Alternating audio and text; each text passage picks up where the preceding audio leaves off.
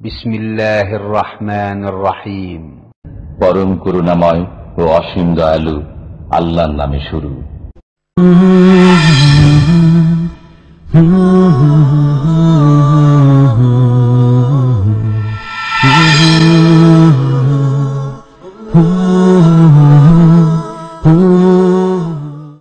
ومن أحسن قولا ممن دعا إلى الله وعمل صالحا وقال إنني من المسلمين.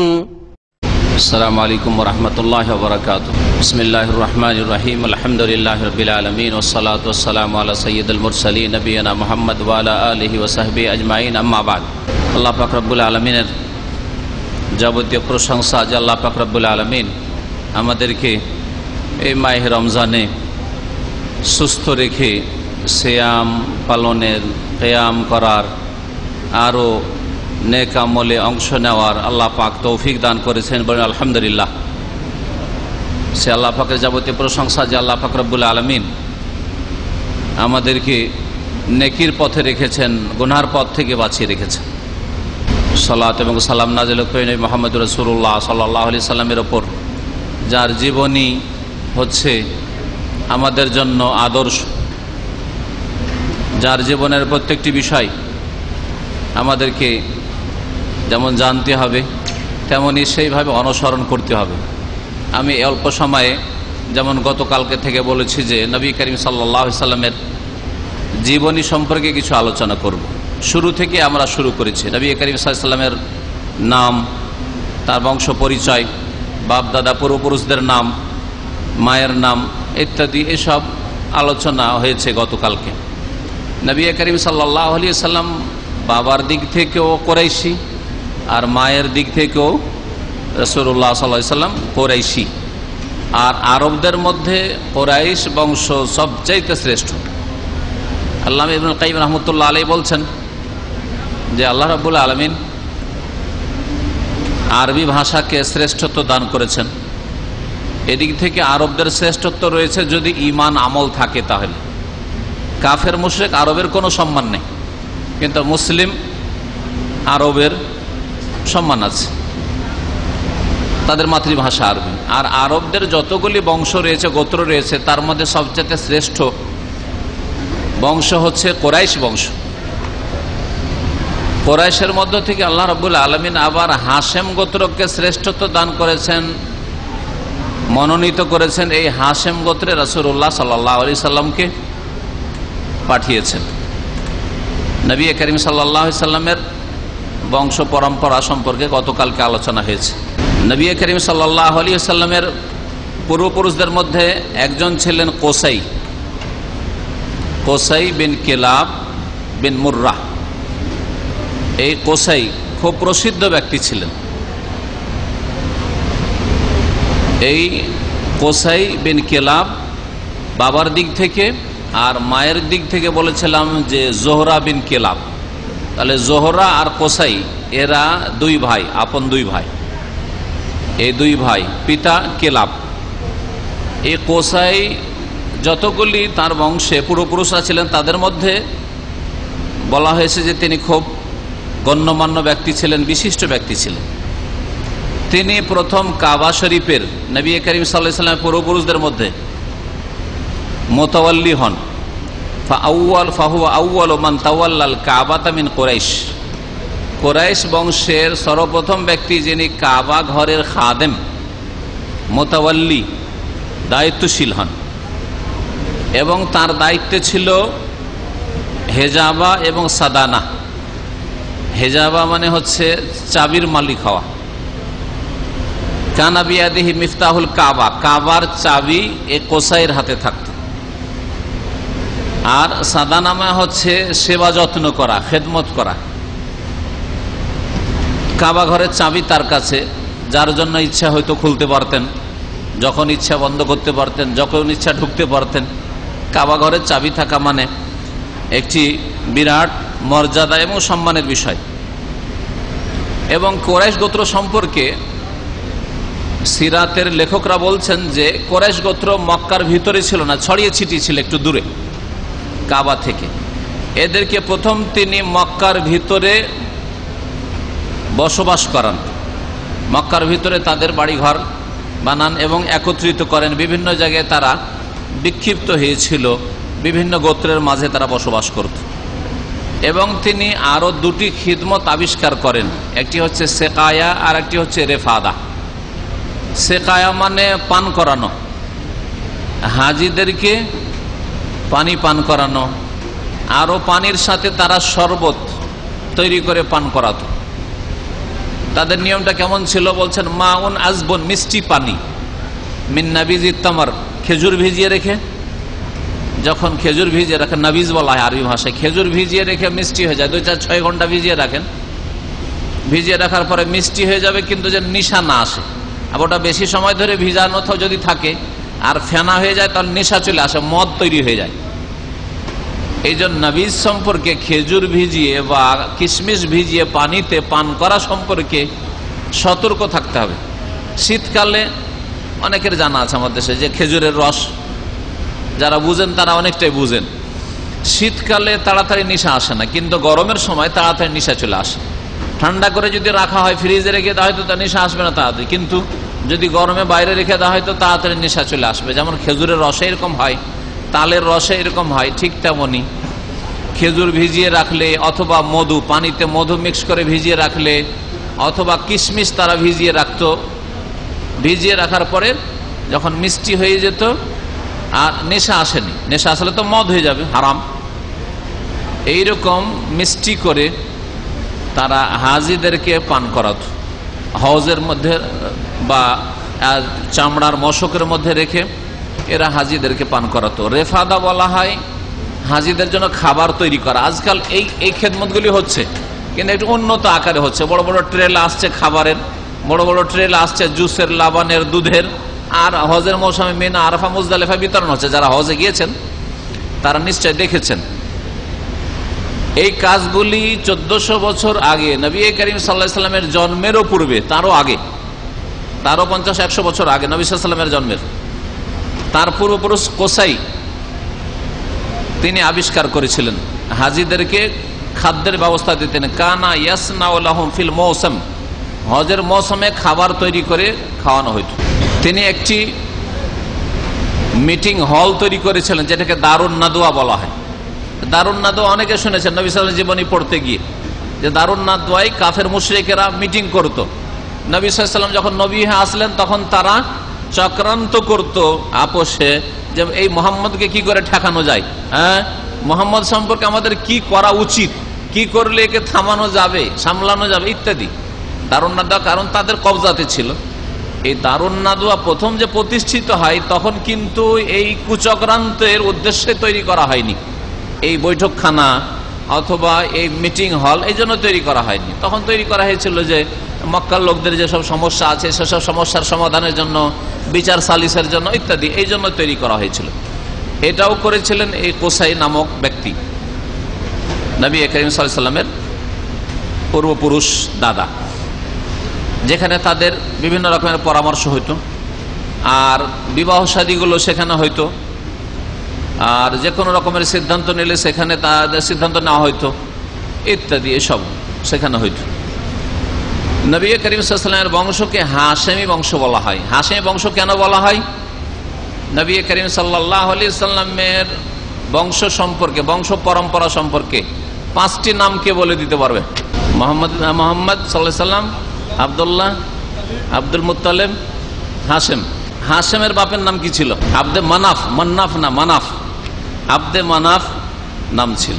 তাহলে 5টা নাম মনে রাখবেন: মোহাম্মদ সাল্লাল্লাহু আলাইহি ওয়াসাল্লাম, বিন আব্দুল্লাহ, বিন আব্দুল মুত্তালিব, বিন হাশেম, বিন আব্দে মানাফ।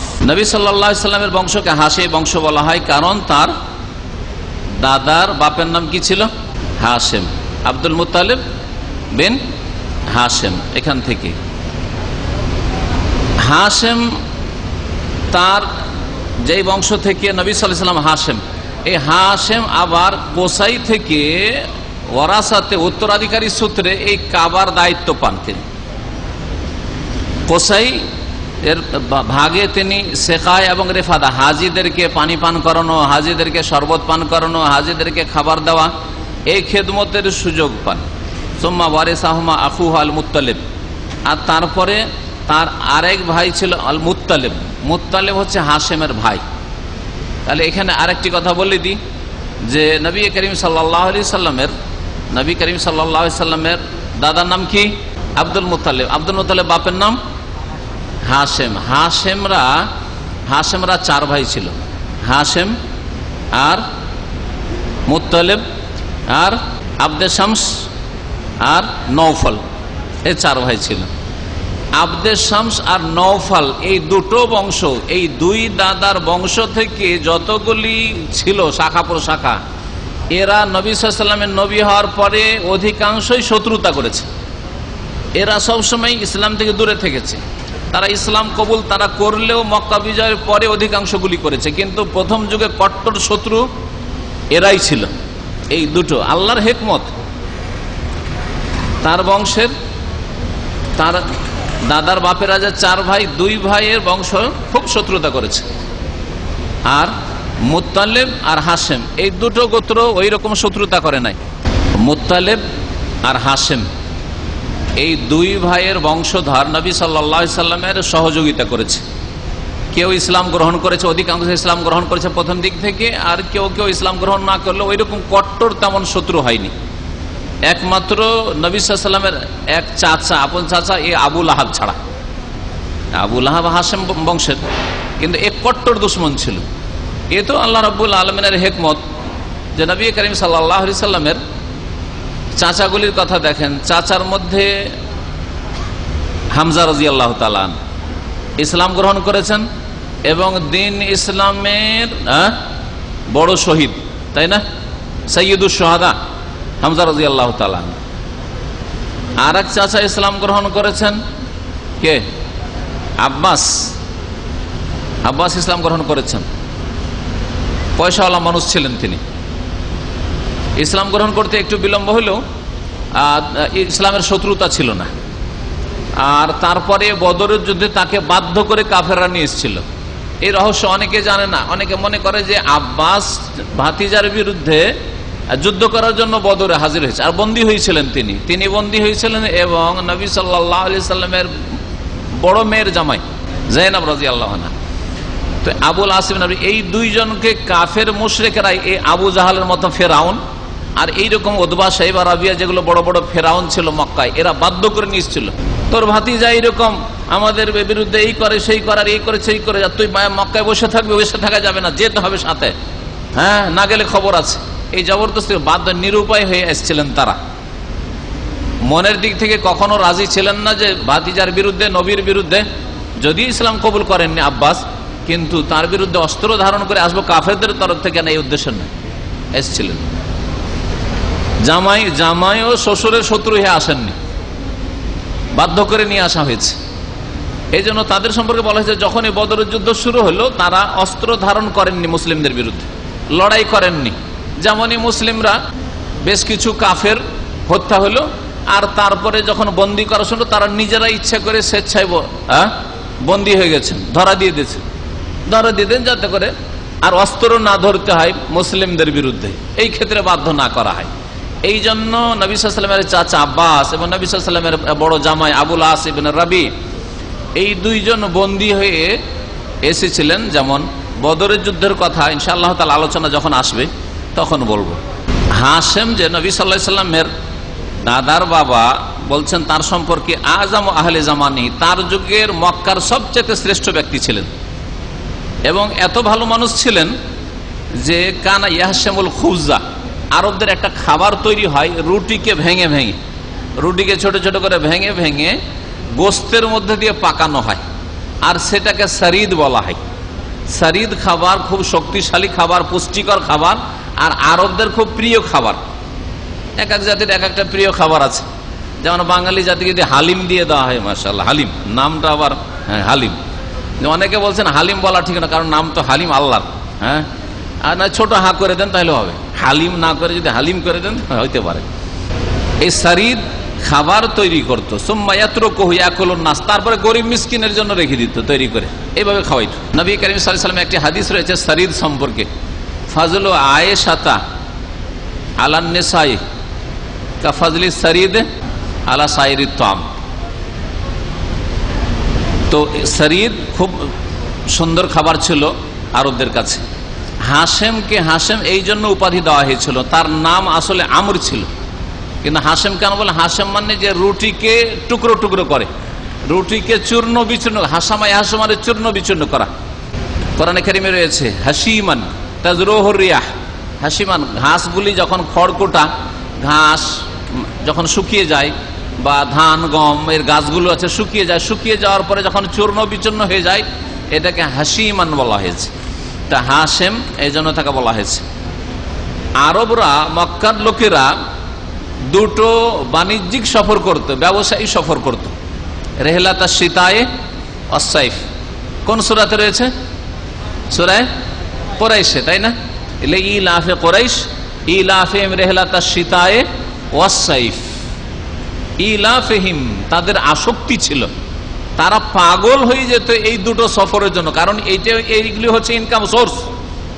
এই ইনকাম সোর্স যদি না পাওয়া যায় সারা বছর অনাহারে থাকতে হবে ছেলে মেয়ে পরিবার পরিজনকে। ইলাফিহিম রেহলাতা শীতায়ে, শীতকালের একটি বাণিজ্যিক সফর, আর ওয়াসাইফ আর গ্রীষ্মকালের একটি সফর। গ্রীষ্মকালে ঠান্ডা দেশে সফর করত তারা, আর শীতকালে গরম দেশে সফর করত।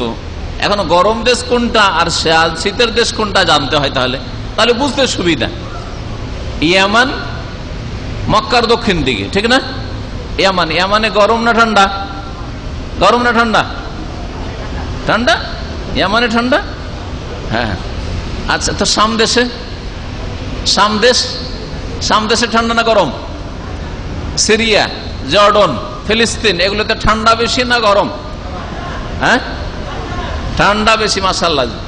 তাবুকে বরফ পড়ে, শুনেছেন? জিজানে বরফ পড়েছে, শুনেছেন? শুনেননি? তাহলে বোঝা গেল। তো জিজানের বর্ডার হচ্ছে আপনার ইয়ামান, তাহলে ইয়ামানে গরম বেশি, হ্যাঁ। আর শীত ঠান্ডা সিরিয়ার অবস্থা শুনছেন, যে সিরিয়াতে যেসব মুসলিম ভাই বোনেরা, শিশুরা সুবহানাল্লাহ শরণার্থী শিবিরে কিভাবে জীবনযাপন করছিল শীতকালে। আল্লাহু আকবার। আল্লাহ পাক মুসলিমদের হেফাজত করেন এবং জালেমকে আল্লাহ পাক ধ্বংস করেন। এই জালেমকে আল্লাহ পাক রব্বুল সিরিয়ার জালেমকে আল্লাহ পাক যেন ধ্বংস করে, এই তাগুতকে, এই ফেরাউনকে আল্লাহ ধ্বংস করেন।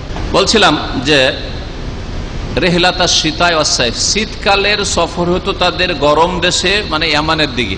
ইয়ামানে এর মাল সামান নিয়ে আসা হইতো, আর অন্য এলাকা থেকে যে মাল সামানগুলো নিয়ে এসেছিল ইয়ামানে নিয়ে গিয়ে বিক্রি করতো। ইয়ামানের লোকেরা তখন ওই সব মাল সামান নিয়ে সমুদ্র পথে ভারত, বাংলাদেশ, চিটাগাং আর বরগুনা আর আপনার মাদ্রাজ আর কেরালা আর আপনার বঙ্গোপসাগরের আশেপাশে ওইগুলোতে তারা যেত, ভারতে ওই সব মাল সামান পৌঁছাত। ভারত থেকে ওই মাল সামানগুলো আবার নিয়ে আসতো, এখানকার মাল সামান পৌঁছাতো, ওখানকার মাল সামান নিয়ে আসতো, নিয়ে আসার পরে আরব দেশে পৌঁছাইত। এইভাবে ব্যবসায়ী সফর ভারতের সাথে চলতো। তখনকার ভারত মানে একবারে বর্মা পর্যন্ত। রেহলাতা শীতা ওয়াসাইফ, রেহলাতা শীতা। তাহলে শীতকালে কোথায় সফর হতো তাদের? গরম দেশে, ইয়ামানের দেশে। আর গ্রীষ্মকালে, গরমের দিনে ঠান্ডার দেশে।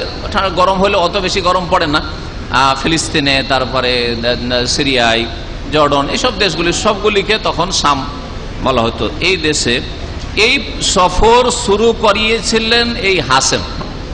এই হাশেম থেকে প্রথমে সফর শুরু হয়।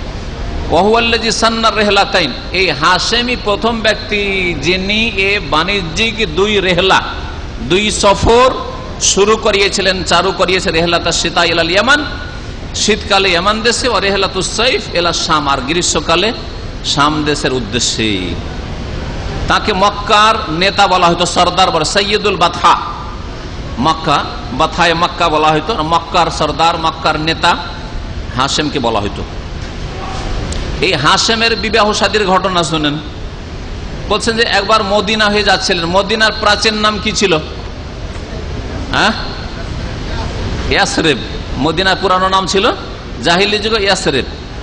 সূরা আহজাবের হচ্ছে ইয়া আহলা ইয়াসরিব লা মাকাম লাকুম। এই ইয়াসরিব হয়ে মানে মদিনা হয়ে একবার সফর করছিলেন।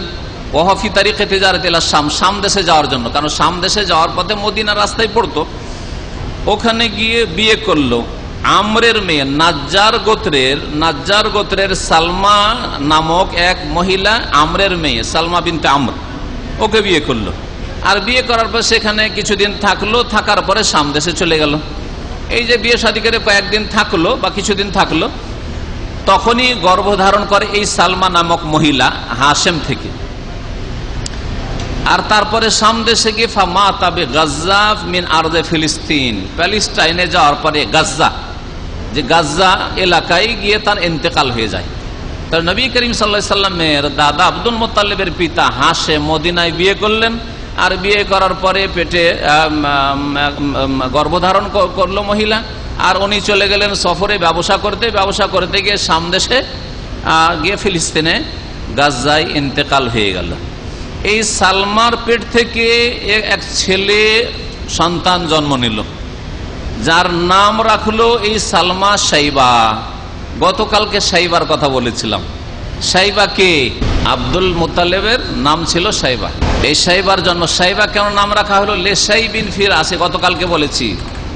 মায়ের পেট থেকে যখন জন্মে তখনই চুল একটু সাদা ছিল, মাথার কিছু চুল সাদা ছিল। মদিনাতে এই ছেলে লালিত পালিত হলো, বাপের বংশই চিনে না, বাপ মারা গেছে ওইদিকে ফিলিস্তিনে মারা গেছে। মক্কার লোকেরও জানে না যে এই হাশেম গিয়ে মদিনাতে বিয়ে করে এক বাচ্চা জন্মে দিয়ে চলে গেছে আর মারা গেছে, ও খবরও রাখে না। ওয়ালাম ইয়ালাম বিহি আমা মুহবে মক্কা হাত্তা বালাগা নাহওয়া সাবা সানিন আও সামানিয়া সানিন, 7-8 বছর বয়স পর্যন্ত ওর বাপ চাচারা কেউ জানতেই পারেনি যে আমাদের ভাই ভাতিজা একটা জন্মে আছে মদিনায়। 8 বছর বয়সে জানতে পারলো। সুম্মা আলিমা বিহি আম্মু আল মুত্তালিব, এই সাইবার চাচা মানে আব্দুল মুত্তালিবের চাচা। আব্দুল মুত্তালিবের চাচা কয়জন তাহলে? বাপ চাচা কয় ভাই? 4 ভাই। 4 ভাইয়ের মধ্যে এক ভাইয়ের নাম ছিল মুত্তালিব। এই মুত্তালিব জানতে পারলো যে আমার এক ভাতিজা হাশেমের ছেলে একটা মদিনায় আছে, বিয়ে করেছিল, আর তারপরে পেটে আসে আর ও গিয়ে মারা যায় এখানে। ফাজাহাবা বিহিলা মক্কা, তারপরে বললো আমার ভাতিজাকে রাখবো কেন এখানে, ভাতিজাকে নিয়ে আমরা দেশে যাব। ভাতিজাকে মক্কা নিয়ে চললো। মক্কা যখন নিয়ে গেল সাথে করে, তখন মক্কার লোকেরা তো আর কেউ চেনে না। ওই ছেলে নাবালক ছেলে, ওকে দেখে ভাবলো যে এটা মুত্তালিবের গোলাম, কারণ সেই যুগে তো মানুষের কিনা বেচা চলতো। মানুষের কিনা বেচা চলতো, আর মুত্তালিবকে সবাই চেনে। এই ছেলে কোত্থেকে নিয়ে আসলো, তো লোকেরা ভাবলো যে গোলাম কিনে নিয়ে এসছে ওই দিক থেকে, হয়তো মদিনা থেকে অথবা ফিলিস্তিন গেছিল, শাম দেশে গেছিল, কোত্থেকে কিনে নিয়ে এসছে। ফালাম্মা আহুন নাস, মক্কার লোকেরা যখন দেখলো জান্নুহু আবদাহু, মনে করলো যে এটা মুত্তালিবের গোলাম। লোকেরা সবাই বললো রে মুত্তালিবের গোলাম নিছে আব্দুল মুত্তালিব, হাজা আব্দুল মুত্তালিব, হাজা আব্দুল মুত্তালিব, এ মুত্তালিবের গোলাম, মুত্তালিবের গোলাম। এই যে মুত্তালিবের গোলাম বললো, ফাস্তাহারা বিযালিকা, ওর নাম পড়ে গেল, পদবীর নাম আব্দুল মুত্তালিব। সাইবা নামটা লোকেরা ভুলে গেল। সাইবা নাম কেউ জানে না, আব্দুল মুত্তালিব সবাই জানে। মোহাম্মদ বিন আব্দুল্লাহ বিন আব্দুল মুত্তালিব। আব্দুল মুত্তালিব মানে কি? মুত্তালিবের গোলাম, কৃতদাস বলবেন তাহলে। মুত্তালিবের কৃতদাস। ওরা ধারণা করলো যে কৃতদাস, আসলে কৃতদাস না, এইভাবে নামটা পড়ে গেছে। এমনিতে আব্দুল মুত্তালিব নাম কি রাখা যাবে? আমরা সিরাতের সাথে সাথে আকীদা শিখতে হবে, কারণ আমাদের দেশে অনেক লোকের নাম আব্দুল মুত্তালিব আছে। কারণ আল্লাহ ছাড়া আমরা কারো গোলাম নই, ঠিক কিনা? আব্দুল্লাহ, আব্দুর রহমান, আব্দুর রাজ্জাক, ঠিক? এইরকম যতগুলি আল্লাহর 99টির নাম রয়েছে মিলিয়ে রাখেন, কিন্তু আব্দুল মুত্তালিব রাখবেন মানে মুত্তালিবের গোলাম, এটা কি রাখা যাবে? প্রশ্ন। কেউ কেউ বলছেন যে এটা ব্যতিক্রম, রাখা যাবে। রাখা যাবে কেন? যে নবী সাল্লাল্লাহু আলাইহি ওয়াসাল্লামের দাদার নাম ছিল আব্দুল মুত্তালিব, কিন্তু প্রশ্ন, নবী সাল্লাল্লাহু আলাইহি ওয়াসাল্লামের দাদা মুসলিম ছিলেন না ইসলামের যুগ পেয়েছেন? নবী 40 বছর বয়সে নবী হলেন, দাদা তো মারা গেছেন। নবী সাল্লাল্লাহু আলাইহি ওয়াসাল্লাম যখন বাল্য জীবনে ছোট, তখনই মারা গেছে দাদা, ঠিক না? তাহলে নবীর দাদার নাম আব্দুল মুত্তালিব হওয়া বৈধ হওয়ার জন্য, এই নামের বৈধতার জন্য যথেষ্ট নয়। কোন কোন আলেমরা এটাকে ইস্তিসনা করেছে, ব্যতিক্রম, বলছে যে এই নামটা যদিও আল্লাহর সাথে সম্পৃক্ত নয় তবু জায়েজ। কিন্তু সহিহ মত, গবেষক ওলামারা বলছেন যে এই নাম রাখা জায়েজ নয়।